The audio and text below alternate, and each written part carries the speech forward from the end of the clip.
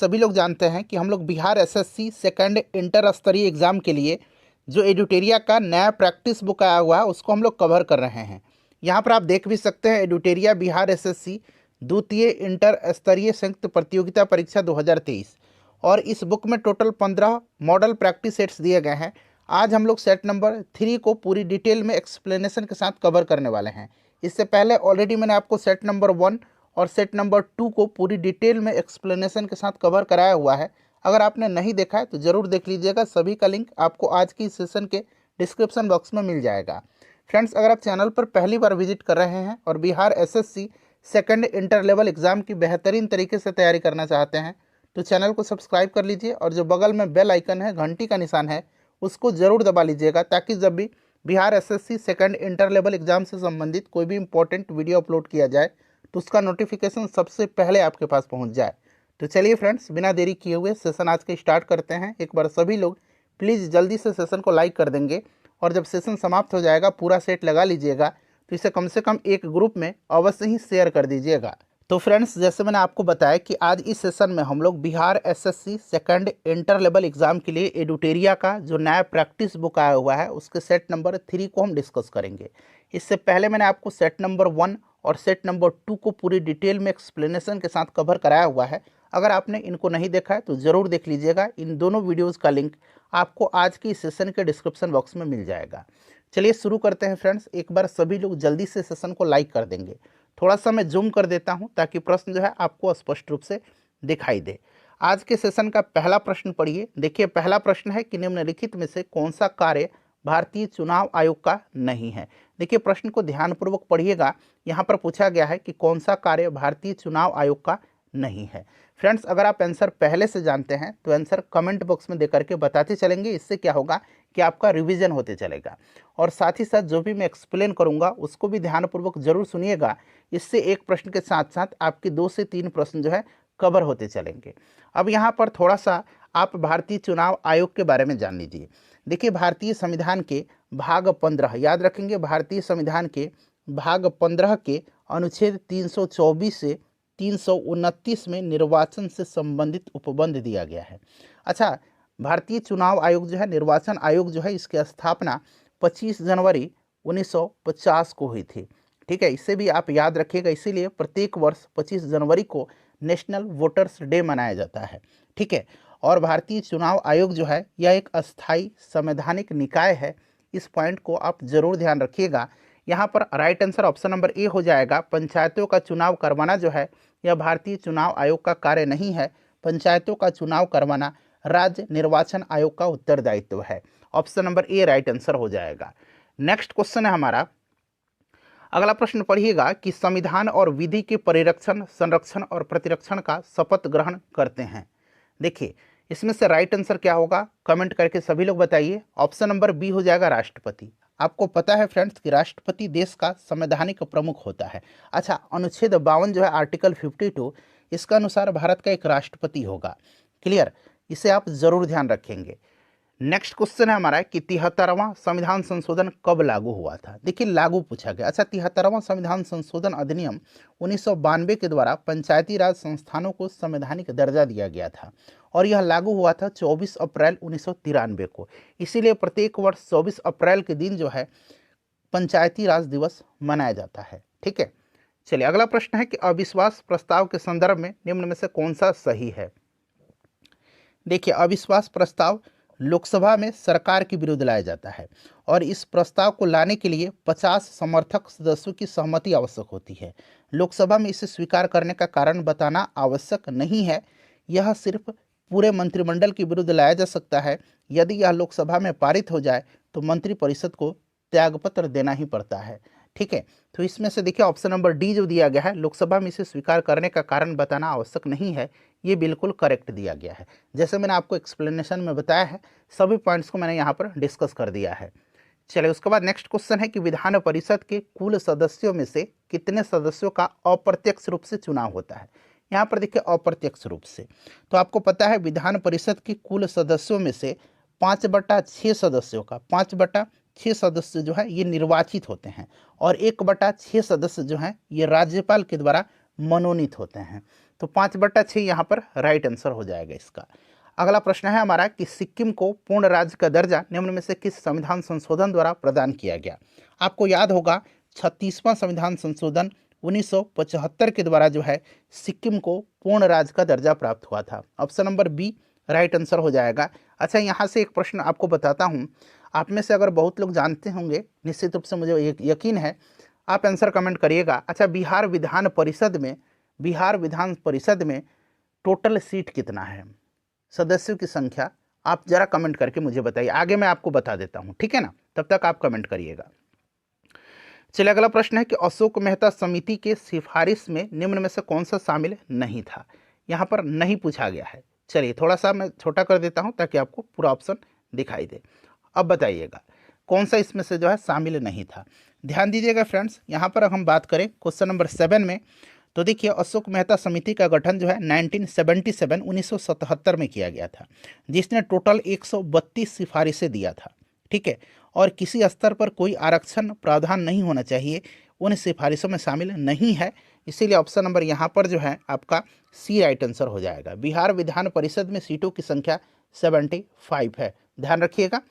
चलिए अगला प्रश्न है, सूची दिया गया है, मिलान करना है। अब देखिए यहाँ पर एक तरफ महाजनपद का नाम है, दूसरी तरफ राजधानी दिया गया है। तो आपको याद होगा फ्रेंड्स कि मल महाजनपद की राजधानी कहाँ थी, तो ये कुशीनगर थी, ठीक है। कंबोज की राजधानी कहाँ थी, तो कंबोज की राजधानी हाटक थी। असमक की राजधानी कहाँ थी, तो असमक की राजधानी पोटली या पोतन थी, ठीक है। पंचाल की राजधानी तो यह अहिछत्र थी, ठीक है, और मगध की राजधानी गिरिब्रज या राजगृह थी। तो ये अब आप लोग मिलाइएगा, 4 फिर 2 फिर आपका 1 5 3, जो कि ऑप्शन नंबर यहाँ पर देखिए बी में दिया गया है, ठीक है ना। चलिए अगला प्रश्न करेंगे कि निम्नलिखित में से कौन एक कनिष्क के दरबार से संबद्ध नहीं था, नहीं पूछा गया है। तो इसमें से अगर हम बात करें तो अश्वघोष, उसके बाद चरक और नागार्जुन, ये कनिष्क के दरबारी थे, ठीक है। पतंजलि नहीं थे। आपको याद होगा पतंजलि ने पुष्यमित्र शुंग के लिए अश्वमेघ यज्ञ करवाए थे, ठीक है। तो पतंजलि शुंगकालीन विद्वान थे, याद रखिएगा। चलिए उसके बाद नेक्स्ट क्वेश्चन है कि हिजरी संवत आरंभ हुआ था। हिजरी संवत, अच्छा, इस्लाम धर्म के प्रवर्तक मोहम्मद पैगंबर साहब का जन्म जो है मक्का में 570 ईस्वी में हुआ था, आपको भी याद होगा, ठीक है ना। और देखिए फ्रेंड्स, इन्होंने 24 सितंबर 622 ईस्वी, याद रखिएगा, 24 सितंबर 622 ईस्वी में उनके मक्का से मदीना प्रस्थान करने के उपलक्ष्य में हिजरी संवत यानी कि इस्लाम संवत प्रारंभ हुआ था। तो यहाँ पर option number D right answer हो जाएगा, पैगंबर साहब के मक्का से मदीना प्रस्थान करने के उपलक्ष्य में। अगला प्रश्न है क्वेश्चन नंबर 11। देखिए फिर से मिलान करना है। देखिए वल्लभाचार्य जो है, वल्लभाचार्य ये आपका पुष्टि मार्ग हो जाएगा, ठीक है। उसके बाद रामानुज की बात करें, रामानुजाचार्य तो ये आपका विशिष्ट अद्वैतवाद हो जाएगा। माधवाचार्य तो ये द्वैतवाद हो जाएंगे, और शंकराचार्य आपका अद्वैतवाद हो जाएंगे, ठीक है। तो मिला लीजिएगा 2 3 1 4, और इसका राइट आंसर हो जाएगा जो कि ऑप्शन नंबर सी में दिया गया है। अगला प्रश्न है कि बिहार में 1857 के विद्रोह का नेतृत्व किसने किया था। सिंपल सा क्वेश्चन है बट बड़ा ही महत्वपूर्ण है। आपको याद होगा बाबू वीर कुंवर सिंह जी ने किया था, तो कुंवर सिंह यहाँ पर ऑप्शन ए दिया गया है। चलिए अगला प्रश्न है हमारा कि नीचे दिए घटनाक्रम पर विचार कीजिए तथा दिए गए कूट का प्रयोग करके उन्हें कालानुक्रम में व्यवस्थित कीजिए। फ्रेंड्स, अगर मेरा बताया हुआ आपको पसंद आ रहा है, मेरा एक्सप्लेनेशन आपको पसंद आ रहा है, ओवरऑल बात करें तो अगर आपको वीडियो पसंद आ रही है तो प्लीज़ वीडियो को लाइक ज़रूर करें। आपका एक लाइक हमें काफ़ी मोटिवेट करता है फ्रेंड्स। चलिए यहाँ पर देखिए बंगाल विभाजन प्रभावी कब हुआ था, सभी को याद होगा 16 अक्टूबर 1905 को। तो ये घटना 1905 की हो गई। दिल्ली से कोलकाता राजधानी स्थानांतरण किया गया था, घोषणा 1911 में किया गया था, और 1912 में स्थानांतरित किया गया था। चलिए 1911 ही हम मान लेते हैं। कांग्रेस का विभाजन हुआ था, आपको याद है 1907 में सूरत विभाजन के नाम से, और मुस्लिम लीग का गठन 1906 में हुआ था। अब ये क्रम आप सजाइए खुद से, ठीक है ना। 1, ठीक है, उसके बाद आपका हो जाएगा 4, फिर आपका 3 और 2, ठीक है, 1 4 3 2, 1 4 3 2, कहाँ पर ऑप्शन नंबर सी में दिया गया है। चलिए रामप्रसाद बिस्मिल और अशफाक उल्ला खां को फांसी किस षड्यंत्र किस्म के तहत दी गई थी। रामप्रसाद बिस्मिल और अशफाक उल्ला खां को जरा ध्यान दीजिएगा। देखिए 9 अगस्त 1925 काकोरी ट्रेन एक्शन, पहले काकोरी ट्रेन षड्यंत्र केस था ये। यहाँ पर देखिए काकोरी षड्यंत्र केस दिया गया, लेकिन काकोरी ट्रेन एक्शन इसका नाम किया गया है। घटना 9 अगस्त 1925 की है। आपको याद होगा सरकारी खजाने को लूटने का विचार किया गया था और यह विचार सर्वप्रथम रामप्रसाद बिस्मिल जी का था। और इसमें जो है रामप्रसाद बिस्मिल, अशफाक उल्ला खान जी को, राजेंद्र लाहिड़ी और रोशन सिंह जी को इनको फांसी दी गई थी। नाम याद रखेंगे कौन कौन, तो यहाँ पर अशफाक उल्ला खान, रामप्रसाद बिस्मिल, राजेंद्र लाहिड़ी और रोशन सिंह को फांसी दी गई थी और सचिंद्र सन्याल को आजीवन कारावास की सजा दी गई थी। ठीक है, तो ऑप्शन नंबर यहाँ पर सी राइट आंसर हो जाएगा। देखिए निम्न में से किसने कहा था विदेशी वस्त्रों की बर्बादी ही उसके साथ सर्वोत्तम व्यवहार है, तो ये महात्मा गांधी जी ने कहा था। ठीक है, महात्मा गांधी जी ने विदेशी वस्त्रों को नष्ट करने को राष्ट्र के आत्मसम्मान से जोड़ते हुए कहा था कि विदेशी वस्त्रों की बर्बादी ही उनके साथ सर्वोत्तम व्यवहार है, महात्मा गांधी जी। देखिए अकबर ने बंगाल तथा बिहार को मुगल साम्राज्य में कब मिलाया था। दरअसल 1572 ईस्वी में सुलेमान काकरानी की मृत्यु के बाद उसका पुत्र दाऊद खां काकरानी गद्दी पर बैठा। दाऊद खां ने अपने को स्वतंत्र घोषित कर दिया और पटना के मुगल किले पर आक्रमण कर दिया। अकबर ने मुनीब खां को दाऊद पर आक्रमण करने और बिहार को जीतने के आदेश दिया था और मुनीब खान ने दाऊद को एक युद्ध में पराजित भी किया और 1574 में जो है बिहार पर मुगलों का आधिपत्य हो गया। परंतु पराजित होने के बाद दाऊद बंगाल भाग जाता है। फिर जो है 1576 को टोडरमल, मुजफ्फर खां और हुसैन कुली खान ने मिलकर के दाऊद को पूरी तरह से पराजित किया और इस प्रकार से फाइनली 1576 में बंगाल तथा बिहार को पूर्ण रूप से मुगल साम्राज्य में मिला लिया गया था। 1576 याद रखिएगा। चलिए उसके बाद नेक्स्ट क्वेश्चन है कि गांवों के शासन को स्वायत्त शासी पंचायतों के माध्यम से संचालित करने की व्यवस्था का सूत्रपात किसने किया था। आपको याद होगा कि चोल साम्राज्य की प्रमुख विशेषता स्थानीय स्वशासन थी, तो ये द्रविड़ों ने किया था। क्लियर ना। अच्छा, द्रविड़ स्थापत्य कला अपने चरम उत्कर्ष पर किसके शासनकाल में थी, तो याद रखेंगे चोल वंश के काल में। चोल वंश का संस्थापक विजयालय था। चोल वंश की राजधानी तंजौर हुआ करती थी। ये सब पॉइंट्स आप ध्यान रखिएगा। देखिए प्रथम आंग्ल मैसूर युद्ध में कौन विजय हुआ था। प्रथम आंग्ल मैसूर युद्ध यहाँ पर देख सकते हैं 1767 से 69 के मध्य चला था और यह 1769 में मद्रास की संधि के तहत समाप्त हुआ था। इसमें हैदर अली विजय हुआ था, हैदर अली। और चौथा जो आंग्ल मैसूर युद्ध हुआ था उसमें टीपू सुल्तान मारा गया था। अगला प्रश्न है हमारा क्वेश्चन नंबर 19। देखिए कह रहा है प्रश्न के निम्नलिखित में से किसने कालिदास की प्रसिद्ध रचना अभिज्ञान शाकुंतलम का पहली बार अंग्रेजी में अनुवाद किया था। किसने किया था, तो फ्रेंड्स यह किया था विलियम जोन्स ने। यहाँ पर देखिए sir William Jones right answer हो जाएगा, याद रखिएगा। और विलियम जोन्स ने ही 1784 में एशियाटिक सोसाइटी की स्थापना भी किया था, ये भी आप याद रखिएगा। चलिए नेक्स्ट क्वेश्चन है हमारा कि डुरंड रेखा किन दो देशों की सीमा है। डुरंड रेखा किन दो देशों की सीमा है। फ्रेंड्स इसका आंसर आप मुझे कमेंट करके बताइएगा। बहुत ही सिंपल सा क्वेश्चन है, एक प्रश्न मैं आपसे हर सेट में पूछता हूँ, इसका आंसर आप कमेंट करके मुझे बताइएगा और सभी लोगों को अपना अपना स्कोर भी बताना है। निम्नलिखित में से कौन सा एक सुमेलित यहाँ पर नहीं है। यहाँ पर देखिए गोरखपुर राप्ती नदी के किनारे है, बिल्कुल से। लुधियाना सतलज नदी के किनारे है। जबलपुर सोन नदी के किनारे नहीं है। जबलपुर जो है यह नर्मदा नदी के किनारे है, तो यही जो है सुमेलित नहीं है। बाकी सूरत ताप्ती के किनारे है, ये भी सही है। ऑप्शन सी राइट आंसर हो जाएगा। लघु ज्वार भाटा कब उत्पन्न होता है। लघु ज्वार भाटा उत्पन्न होता है अर्धचंद्र के समय। ठीक है, तो राइट आंसर हो जाएगा अर्धचंद्र के समय। दरअसल जब सूर्य और चंद्रमा का गुरुत्वाकर्षण बल एक दूसरे के लंबवत होता है तभी लघु ज्वार भाटा उत्पन्न होता है। ठीक है, चलिए उसके बाद देखिएगा कि निम्नलिखित में से कौन एक सिंधु की सहायक नदी नहीं है। अच्छा, सिंधु जो है इसकी सहायक नदी नहीं पूछा गया है। सिंधु की सहायक नदी की बात करते हैं तो आपको याद होगा कि चिनाब सिंधु की सबसे बड़ी सहायक नदी है। झेलम, चिनाब, रावी, व्यास और सतलज याद रखिएगा। और इंद्रावती नहीं होगा इसमें से, इंद्रावती जो है यह गोदावरी की सहायक नदी है। नेक्स्ट क्वेश्चन है कि मौसम और उसकी बनावट में परिवर्तन इस कारण होता है। मौसम और उसकी बनावट में परिवर्तन का कारण जो होता है यह पृथ्वी के अक्ष का इसके कक्ष के समतल की ओर झुका होना है। ठीक है, तो यहाँ पर right answer option number D हो जाएगा। क्लियर, याद रखिएगा पृथ्वी अपने अक्ष पर 23.5 डिग्री झुकी हुई है, इसे भी ध्यान रखिएगा। देखिए डंकन दर्रा किनके बीच स्थित है। डंकन पास जो है यह स्थित किसके बीच है, तो डंकन पास जो है यह दक्षिण और लघु अंडमान द्वीप समूह के मध्य है। तो दक्षिण और लिटिल यानी कि लघु अंडमान द्वीप समूह के। अच्छा, एक पाक स्ट्रेट है। पाक स्ट्रेट किसके मध्य है? तो यह तमिलनाडु और श्रीलंका के मध्य है। एक कोको स्ट्रेट है। कोको स्ट्रेट जो है यह कोको द्वीप जो कि म्यांमार में है और उत्तरी अंडमान के मध्य है। सब ध्यान रखना है आपको। चलिए यहाँ से मिलान करना, आदिवासी और उनकी अवस्थिति। तो भील आपको पता है, भील जनजाति राजस्थान, गुजरात, महाराष्ट्र, छत्तीसगढ़, एमपी इन जगहों पर पाई जाती है। तो यहाँ पर आपका हो जाएगा भील, राजस्थान हो जाएगा। ठीक है, उसके बाद गोंड जनजाति आपका हो जाएगा छत्तीसगढ़। लिम्बूस जो हो जाएगा ये आपका हो जाएगा सिक्किम में। ठीक है, और कोन्याक जो हो जाएगा ये नागालैंड हो जाएगा। क्लियर? तो मिला लीजिएगा 2 3 4 1 राइट आंसर हो जाएगा। 2 3 4 1 ऑप्शन ए में दिया गया है। अगला प्रश्न है हमारा, देखिए कि भारत के दक्कन के पठार पर बेसाल्ट निर्मित लावा शैलों का निर्माण हुआ है, किस युग में हुआ है?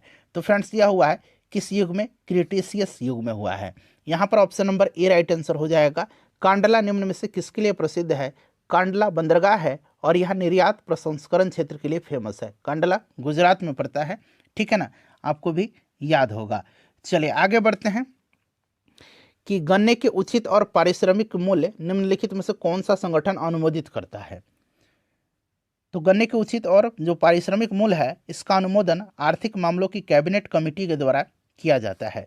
तो ऑप्शन नंबर ए इसका राइट आंसर हो जाएगा। ठीक है, चलिए उसके बाद नेक्स्ट क्वेश्चन हमारा मिलान करना है फिर से। चलिए यहाँ पर देखिएगा आर्थिक विकास, तो ये आपका हो जाएगा संरचनात्मक परिवर्तन।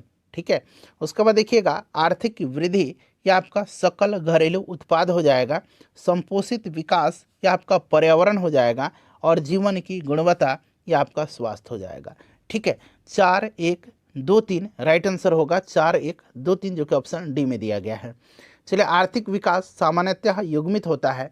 आर्थिक विकास जो होता है यह सामान्यतः युग्मित होता है स्फीति के साथ। स्फीति के साथ होता है। देखिए आर्थिक विकास के साथ साथ सामान्यतः वस्तु की मांग बढ़ती है और आय में भी वृद्धि होती है। इसी कारण आर्थिक विकास सामान्यतः इन्फ्लेशन के साथ युग्मित होता है। ठीक है, स्फीति के साथ युग्मित होता है। उसके बाद देखिए यदि एक दी हुई समय अवधि में कीमतें तथा मौद्रिक आय दोगुनी हो जाएं, ठीक है, दोनों दुगुनी हो जाएं, तो वास्तविक आय क्या होगा? तो वास्तविक आय जो होगा यह अपरिवर्तित रहेगा, क्योंकि बढ़ी हुई कीमतें बढ़ी हुई मौद्रिक आय को प्रति संतुलित कर देती है। ठीक है ना, इससे वास्तविक आय पर कोई भी प्रभाव नहीं पड़ता है। Option number c right answer होगा। उसके बाद देखिए पृथ्वी की आंतरिक परत नीफ है। ठीक है, नीफ है, यहाँ मैं आपको लिखता हूँ, ये एन हो गया आपका, NIFE। अब सिंपल सा क्वेश्चन, नीफे का निर्माण किन तत्वों से हुआ? आपको याद है सियाल, सीमा और नीफे। ठीक है ना, सियाल सिलिकॉन एल्युमिनियम, सीमा सिलिकॉन मैग्नीशियम। ठीक है, और उसके बाद आपका हो जाएगा नीफे। तो नीफे में देखिए निकेल और फेरस है। तो यहाँ पर देखिए कहाँ पर दिया गया, निकेल और फेरस, ऑप्शन नंबर डी में। चलिए 34 नंबर क्वेश्चन है यहाँ से कि भौगोलिक अपर्दन चक्र की संकल्पना इसमें से किसने प्रस्तुत किया था? भौगोलिक अपर्दन चक्र की संकल्पना तो 1899 में जो है विलियम मॉरिस डेविस ने, ठीक है ना, WM Davis, William Morris Davis ने जो है अपर्दन चक्र की संकल्पना प्रतिपादित किया था। चलिए उसके बाद नेक्स्ट क्वेश्चन है हमारा कि सुंड्रा ट्रेंच किस द्वीप के समानांतर स्थित है? सुंड्रा ट्रेंच जो है यह इंडोनेशिया के जावा द्वीप के समानांतर है, सुंडा गर्त। ठीक है, और हिंद महासागर में यह स्थित है। याद रखिएगा यह हिंद महासागर का सबसे गहरा गर्त है। जावा यहाँ पर राइट आंसर होगा। वैश्विक दूध उत्पादन में भारत का स्थान क्या है? तो भारत का स्थान प्रथम है। ठीक है, दूसरा स्थान पर अमेरिका और तीसरा स्थान पर पाकिस्तान है। तो प्रथम हो जाएगा। उसके बाद देखिए अटल आवासीय विद्यालय योजना किस राज्य सरकार के द्वारा शुरू किया गया है? अटल आवासीय विद्यालय योजना उत्तर प्रदेश सरकार के द्वारा शुरू किया गया है और इस योजना के तहत अनाथ, आर्थिक रूप से कमजोर बच्चों को शिक्षा दिया जाएगा। उत्तर प्रदेश राइट आंसर हो जाएगा। देखिए हाल ही में वैज्ञानिकों द्वारा 2 मुंह वाले सफेद बौने तारे का पता लगाया गया, जिसका नाम क्या दिया गया है? तो इसका नाम है जानूस। क्या नाम है? जानूस नाम दिया गया है इसका। जानूस राइट आंसर हो जाएगा। उसके बाद देखिए प्रवासी भारतीय पुरस्कार 2023 से किसे सम्मानित किया गया है? तो देखिए ये जाने माने व्यक्ति हैं, इनका नाम है राज सुब्रमण्यम। ये फेडेक्स एक कंपनी है, आपको भी याद होगा, पढ़ा होगा अगर आपने, तो फेडेक्स जो कंपनी इसके ये CEO हैं। ठीक है, राज सुब्रमण्यम।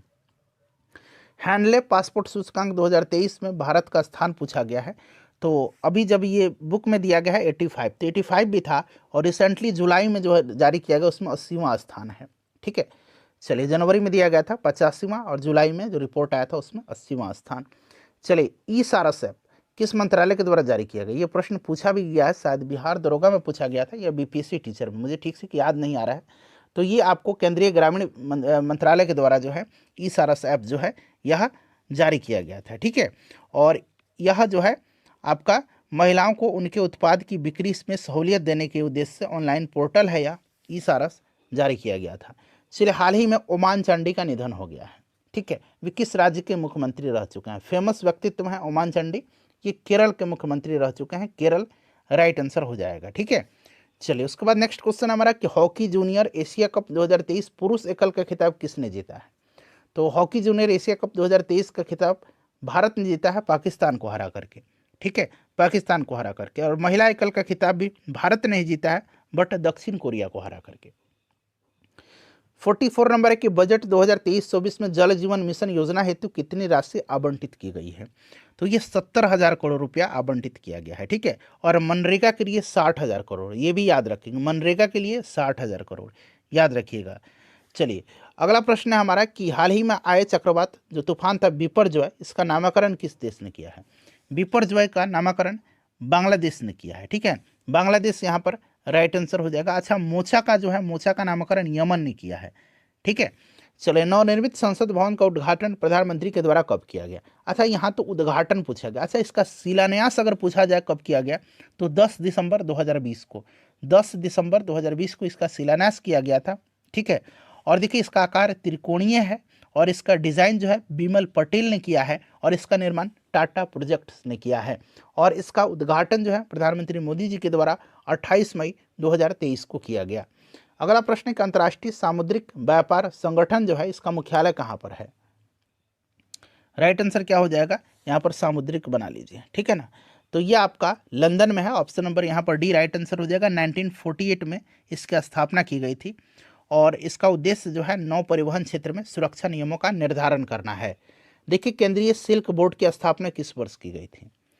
तो इसकी स्थापना जो है 1949 में किया गया था। ठीक है, 1949 में। ऑप्शन नंबर यहाँ पर सी राइट आंसर हो जाएगा। चलो उसके बाद देखिए विश्व शौचालय दिवस प्रतिवर्ष कब मनाया जाता है? विश्व शौचालय दिवस यानी कि वर्ल्ड टॉयलेट डे मनाया जाता है 19 सितंबर के दिन। ऑप्शन नंबर यहाँ पर बी राइट आंसर हो जाएगा। ठीक है, याद रखिएगा। चलिए उसके बाद नेक्स्ट क्वेश्चन है हमारा कि साहित्य अकादमी पुरस्कार प्राप्त करने वाले पहले व्यक्ति कौन है? साहित्य अकादमी पुरस्कार सबसे पहले मतलब प्राप्त किसने किया था? तो 1955 में जो है माखनलाल चतुर्वेदी ने अपनी काव्य हिम तरंगिनी के लिए प्राप्त किया था। हिम तरंगिनी के लिए, ठीक है ना, हिम तरंगिनी याद रखिएगा, हिम तरंगिनी के लिए माखनलाल चतुर्वेदी ने। अच्छा, यहाँ पर आप देख सकते हैं फ्रेंड्स, शंकर कुरूप का नाम दिया गया, जी शंकर कुरूप। ये पहले ज्ञानपीठ पुरस्कार इनको दिया गया था। पहला दादा साहब फाल्के पुरस्कार देविका रानी को दिया गया था। ठीक है, पहला सरस्वती सम्मान हरिवंश राय बच्चन जी को दिया गया था। पहला व्यास सम्मान रामविलास शर्मा को दिया गया था। पहला मूर्ति देवी पुरस्कार सीके नागराज राव को दिया गया था। चलिए, टॉर्च, सर्च लाइट और वाहनों के हेडलाइट में बल्ब रखा जाता है। आपको पता है कि टॉर्च, सर्च लाइट और वाहनों के हेडलाइट में अवतल दर्पण का इस्तेमाल किया जाता है। तो इसका राइट आंसर परावर्तक के फोकस के बहुत करीब होगा। Option number b right answer होगा। देखिए 10 की घात के रूप में टेरा का मान क्या होगा? टेरा का मान 10 की घात के 10 के पावर 12 जो होता है उसको हम लोग टेरा कहते हैं। ठीक है, 10 के पावर 12 को टेरा कहा जाता है। 10 के पावर जो यहाँ पर देख सकते हैं 15 होगा, तो 15 होगा उसको हम लोग कहेंगे पेटा, पेटा कहेंगे। ठीक है, याद रखिएगा। 10 के पावर यहाँ पर -12 दिया गया है, इसको हम लोग पीको कहते हैं, पीको। ठीक है, -15 को कहेंगे फर्मी या फेमटो। ठीक है, 10 के पावर जो 18 है इसको एक्सा कहा जाता है, एक्सा। चलिए, मायोपिया और हाइपरमेट्रोपिया यानी कि निकट दृष्टि दोष और दीर्घ दृष्टि दोष, नाम याद रखना है। हाइपरमेट्रोपिया दूर और मायोपिया निकट। ठीक है, यहाँ मैं लिख देता हूँ निकट। तो निकट में आपको पता है निकट और दूर, निकट में उत्तल लेंस का और दूर में, एक मिनट, निकट में अवतल ना होगा क्योंकि इसमें ज़्यादा वर्ड है, अवतल और इसमें उत्तल, याद रखिएगा। तो अवतल और उत्तल, यहाँ पर right answer option number A हो जाएगा। देखिए अवतल और उत्तल दिया गया है। 54 नंबर प्रश्न है हमारा कि एक पिंड का द्रव्यमान 2 किलोग्राम, उसका वजन यानी कि भार कितना होगा। तो W = mg आपको याद है, मास यहाँ पर इसका दिया गया है 2 और g 9.8 होगा। तो 8 दूनी 16, 9 दूनी 18, 1 19 यानी कि 19.6 newton, option c right answer हो जाएगा। चलिए, किसी वस्तु पर किया गया कार्य निर्भर नहीं करता है। तो आपको पता है वर्क इक्वल टू क्या होता है, फोर्स इनटू डिस्प्लेसमेंट होता है, यही होता है ना, और इनटू cos थीटा होता है, ये भी आप जोड़ लीजिएगा, अच्छा रहेगा। तो बिल्कुल बल और विस्थापन के बीच कौन पर निर्भर करेगा, ठीक है, विस्थापन पर, लागू बल पर, वस्तु के प्रारंभिक वेग की कहीं इसमें चर्चा, यू कहीं है, यू इनिशियल वेलोसिटी होता है, प्रारंभिक वेग कहीं भी नहीं है, इसलिए इसी पर जो है निर्भर नहीं करता, बाकी इन तीनों पर यह निर्भर करेगा। चलिए, चमगादड़ अंधेरे में उड़ने में सक्षम होते हैं इसलिए कि वे ध्वनि की किस विशेषता का उपयोग करते हैं। तो चमगादड़ जो है अल्ट्रासोनिक का, ठीक है, अल्ट्रासोनिक पराश्रव्य जिसको कहेंगे, ऑप्शन नंबर सी इसी का उपयोग करते हैं, ऑप्शन नंबर ए, ठीक है, अल्ट्रासोनिक। चलिए, उसके बाद नेक्स्ट क्वेश्चन है हमारा कि ऊष्मा के अच्छे अवशोषक यानी कि ऑब्जर्वर होते हैं, तो अच्छे अवशोषक अच्छा उत्सर्जक भी होते हैं, अच्छे इमिटर भी होते हैं, ठीक है ना। तो यहाँ पर आपका right answer option number b हो जाएगा, अच्छे उत्सर्जक होते हैं, ठीक है। चलिए, उसके बाद नेक्स्ट क्वेश्चन है हमारा कि मिलान करना है। देखिए, विद्युत धारा का मात्रक क्या होगा, तो विद्युत धारा का मात्रक आपको याद होगा एम्पियर होगा, ताप का मात्रक केल्विन होता है, ज्योति तीव्रता का मात्रक कैंडेला होगा, और पदार्थ की मात्रा का मोल होगा, ठीक है, याद रखिएगा, इंपॉर्टेंट है। मूल इकाई है, टोटल फंडामेंटल यूनिट मूल इकाई 7 है, इसे भी आप ध्यान रखिएगा। इसको मिला लीजिए, 3 फिर 1 2 और 4 राइट आंसर होगा, जो कि ऑप्शन नंबर यहाँ पर देखिए बी में दिया गया है। उसके बाद देखिए, आधुनिक आवर्त सारणी में आवर्त किसका मान दर्शाता है। आधुनिक आवर्त सारणी की बात करें तो आधुनिक आवर्त सारणी की जो तत्व हैं, आधुनिक आवर्त सारणी तत्व की एक सारणीबद्ध इसको व्यवस्था से उनके परमाणु संख्या, इलेक्ट्रॉनिक विन्यास और रासायनिक गुणों के आधार पर बनाई गई है, ठीक है। और देखिए फ्रेंड्स, सबसे बाहरी कोष यानी कि आउटर मोस्ट सेल या फिर कहिए आप वैलेंस सेल, संयोजकता कोष के लिए प्रधान क्वांटम नंबर, मुख्य quantum number, principal quantum number का मान आधुनिक आवर्त सारणी में एक आवर्त को इंगित करता है, इसलिए ऑप्शन नंबर सी प्रधान क्वांटम संख्या आंसर होगा इसका। निम्नलिखित में से गलत कथन की पहचान करना। गलत कथन, तो यहाँ पर ध्यान दीजिएगा, देखिए गलत कथन जो होगा आपका, ओजोन परत सूर्य से औरक्त विकिरण को पृथ्वी तक नहीं पहुँचने, नहीं, परावैग्नि होता है ना, तो इसीलिए ऑप्शन डी यहाँ पर गलत दिया गया है। उसके बाद चलिएगा कि फ्लोरोसिस रोग जो है, अस्थि रोग, किसकी उपस्थिति के कारण होता है। तो ये होता है आपका पानी में फ्लोराइड के कारण, ठीक है, पानी में फ्लोराइड के कारण। अच्छा, पानी में नाइट्रेट्स के कारण आपको पता है ना कि ब्लू बेबी सिंड्रोम रोग होता है, ठीक है। निम्नलिखित में से कौन थर्मोसेटिंग बहुलक है। अच्छा देखिए, थर्मोसेटिंग बहुलक एक ऐसा बहुलक होता है जिसे अपरिवर्तनीय रूप से वांछित आकार में कठोर किया जा सकता है, और इसमें से अगर हम बात करेंगे तो बेकेलाइट जो होता है ये थर्मोसेटिंग बहुलक का उदाहरण है। कौन सा इसमें से अपचायक शर्करा, नॉन रिड्यूसिंग शुगर है, ये प्रश्न शायद बिहार दरोगा में पूछा गया था, ठीक है ना। तो इसमें से सुक्रोज होता है, ऑप्शन नंबर यहाँ पर बी राइट आंसर होगा। उसके बाद देखिएगा कि यहाँ पर देखिए फेनोल्फथेलिन और फेनोल्फथेलिन एक सिंथेटिक संकेतक है जिसका रंग क्रमशः अम्लीय और क्षारीय विलयनों में होगा। तो आपका अम्लीय विलयन में जो होगा ये रंगहीन होगा, और क्षारीय विलयन में ये गुलाबी रंग का दिखाई देता है। तो रंगहीन और गुलाबी, ऑप्शन डी राइट आंसर हो जाएगा। देखिए, गर्म पानी में चीनी घोल करके चीनी की चाशनी बनाई गई, ठंडा होने पर चीनी के क्रिस्टल अलग हो गए, यह इंगित करता है। तो निश्चित रूप से यह एक भौतिक परिवर्तन जिसे उल्टा किया जा सकता है, ठीक है ना, option number A right answer हो जाएगा। वे तत्व जो ऊष्मा तथा विद्युत के चालन नहीं करते हैं क्या कहलाते हैं। तो जो चालन नहीं करेंगे वो अधातु कहलाएंगे ना, अधातु यहाँ पर राइट आंसर हो जाएगा, नॉन मेटल्स, ठीक है।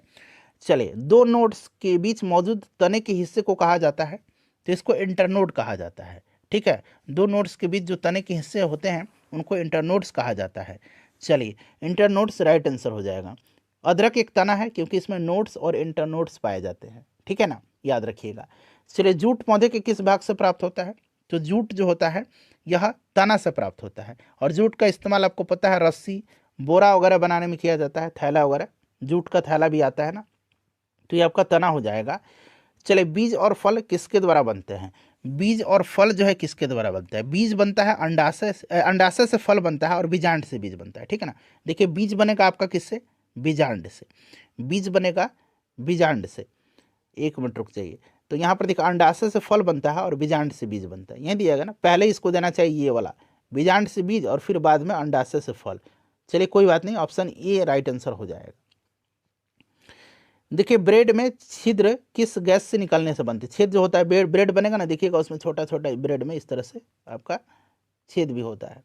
तो ये होता है किस गैस के निकल से? कार्बन डाइऑक्साइड के, ठीक है ना, कार्बन डाइऑक्साइड इसका राइट आंसर हो जाएगा। चलिए नेक्स्ट क्वेश्चन कर लेंगे। क्वेश्चन नंबर यहाँ पर देखिएगा 71 है, कोशिका झिल्ली के निर्माण के लिए आवश्यक प्रोटीन और लिपिड किसके द्वारा निर्मित होते हैं? तो देखिए ये होते हैं एंडोप्लाज्मिक रेटिकुलम के द्वारा, एंडोप्लाज्मिक रेटिकुलम के द्वारा, ठीक है ना। तो right answer endoplasmic reticulum lipid का उत्पादन और परिवहन करता है, जो प्लाज्मा झिल्ली को ढांचा प्रदान करता है। Option number A. चलिए उसके बाद नेक्स्ट क्वेश्चन है, HIV एड्स रोग नहीं फैलता है? तो मच्छर के काटने से बिल्कुल नहीं फैलेगा, बाकी तो यहाँ पर देख ही सकते हैं, ठीक है ना। वायरस से होता है एड्स रोग। चलिए निम्नलिखित में से कौन सा रोग प्रोटोजुआ के द्वारा होता है? प्रोटोजुआ के द्वारा कौन कौन सा रोग होता है? तो इसमें से आपको ऑप्शन देखिए, मलेरिया हो जाएगा, मलेरिया प्रोटोजुआ के कारण होता है। और आपको पता है इसका वाहक मादा एनोफिलीज मच्छर होता है, और इसमें स्प्लीन जो है, प्लीहा जो है, वह प्रभावित होता है, ठीक है। चलिए उसके बाद देखिएगा कि निम्नलिखित में से किस विटामिन का निर्माण हमारे शरीर में नहीं होता है? तो हमारे शरीर में विटामिन का निर्माण नहीं होता है, बताइए। तो यहाँ पर राइट आंसर जो होगा आपका कौन सा हो जाएगा, बताइए। विटामिन मानव शरीर द्वारा संश्लेषित नहीं किया जाता, किंतु विटामिन B12, विटामिन डी और के इसके अपवाद होते हैं, ठीक है ना। विटामिन ए यहाँ पर राइट आंसर होगा। चलिए उसके बाद देखिएगा कि थायराइड ग्रंथि से थायरॉक्सिन स्रावित करने के लिए उत्तेजित करने वाले हार्मोन कौन सा है? तो इसका नाम है TSH, थायराइड स्टिमुलेटिंग हार्मोन इसको कहा जाता है, पीयूष ग्रंथि से स्रावित होता है, ठीक है ना। चलिए फ्रेंड्स, इन 75 प्रश्नों में अपना स्कोर बता दीजिए, जुड़िए, वीडियो को लाइक कर दीजिए, शेयर कर